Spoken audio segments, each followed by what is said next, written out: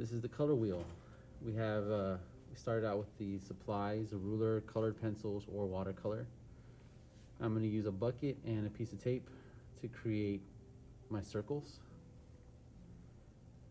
Using a 4H pencil, I add in the numbers around. There's 12 total sections, so you fill it in like a clock.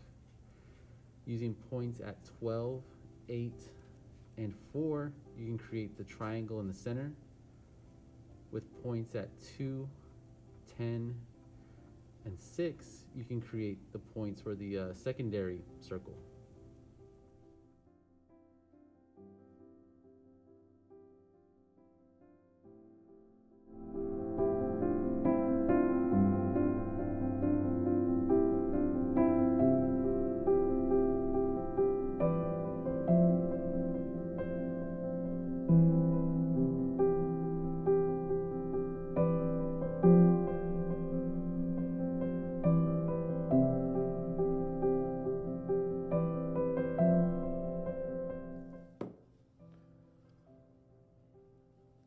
Alright, so I'm going to use this basic set of watercolors to fill in my color wheel here. I'm going to use a couple different mediums, but on yours, try to be consistent. It'll be a little bit easier for you. I'll start off with my primary colors. Now, if you are using watercolors, I'm going to show you a couple things here. Here's my brush. You don't have to push it down at the bottom or anything like that. Just dunking it into the water is good enough. There's a little bit of a drip on there. You can use that. I'm gonna start with my lightest color just because it's a little bit better. And as I'm pulling the paint off, I'm not pressing down. Okay, I'm not gonna mop the paint. I'm gonna use it more as if it were a broom. You can already see the color there on the brush. Now on our color wheel, we have this triangle here that represents the primary colors. Doesn't matter where you put the yellow, okay, you can pick one. I'm going to do, just to be a little bit different, I'm gonna do it here at the top. This is where my yellow is gonna be. And so I'm just gonna fill that in. I got a nice yellow. You can re-wet your brush, grab a little bit more of that yellow. Let's add a little bit more intensity to it.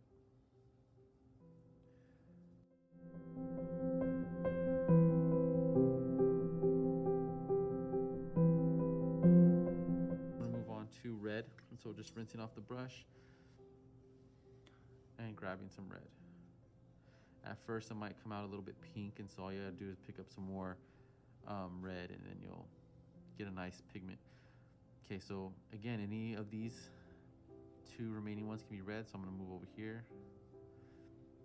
Like I was saying, that came out a pinkish color. When doing this, try to avoid letting these two touch. If the paper's still wet, it will bleed in and you'll get some color mixing that you weren't intending to have.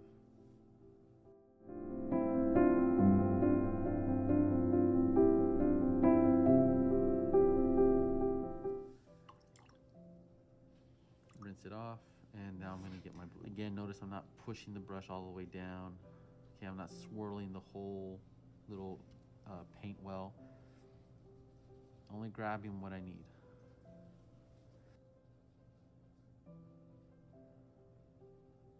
Be patient with it. Don't press too hard. Use the tip of the brush. Make sure your brush is moist enough. You don't want it to scratch the paper. And you'll get a nice, even blue.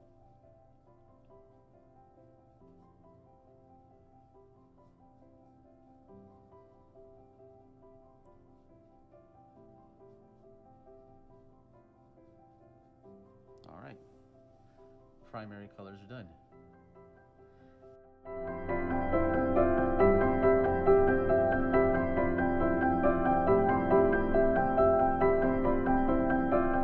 Next, we're going to move on to our secondary colors. So your secondary colors, you take one each of the primaries and you mix them together. Luckily here, I have my secondary colors. I'm gonna do a couple of things here first. I'm gonna go in and I'm gonna do the solid orange, just so you can see how that looks. Again, I'm just rubbing the point or the tip of that brush into the orange, and it's kind of faint, so I'm gonna see if I can get this a little bit more intense. There we go. It's a decent orange blend. So here's where I'm gonna change things up a little bit. So I already said that 2 primaries make orange. I'm gonna take my lighter color here, this yellow, and I'm gonna mix it over here on the lid. So I'm gonna slide this over a little bit so you can see. So I got some yellow going on over here. Now I'm gonna grab some red, mix it with my yellow. And then look at that.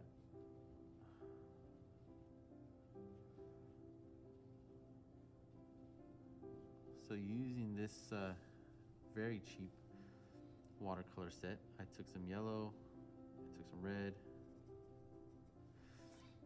and I made orange. Now you'll notice I mixed the paints over here on the lid. You don't want to mix it here. Look what happened. Got a little bit of red into my yellow. It's kind of dirty.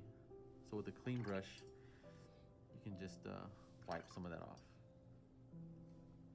And you get it nice and clean brush again. I'm gonna do the same thing over here. I'm gonna move over to green. And so I already have the green. I'm gonna try that one first.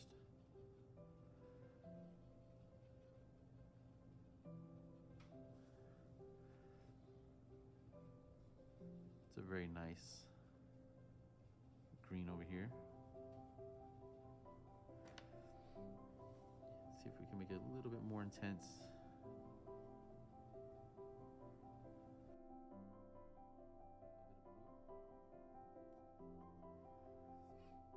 And add it to the paper. Slightly different green, but it's a made-up green. Okay, took yellow, took blue,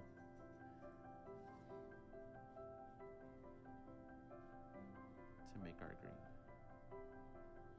The more yellow you add, well, we'll get to that second. That will be your tertiary colors. Last in this color wheel, we have our purple. And it's not the last color, but it's the last on these secondaries. So this is a very interesting purple. And I don't think it's gonna be the same when I try to mix red and blue. And I'm gonna, look at that, very different.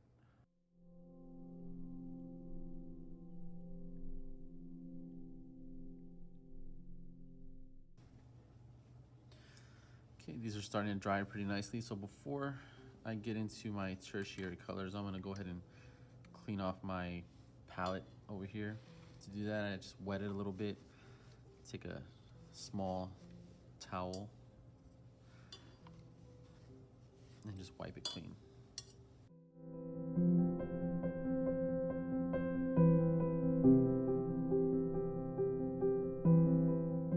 Now I'm gonna work on my tertiary colors, and I'm gonna do some mixing for these, because again, this set only came with 8 colors.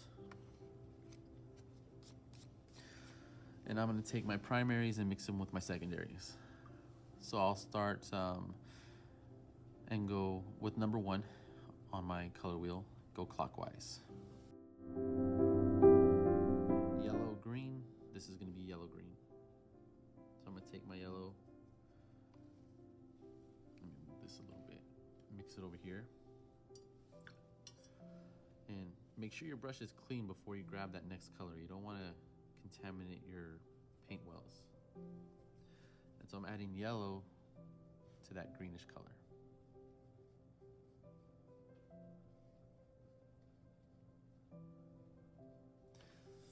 And there's the difference right there, yellow green. All right, now I'm gonna go on to the next one, which is blue green. And I'm gonna always use my lightest color and add my darker color to that. So I'm gonna take some blue. And so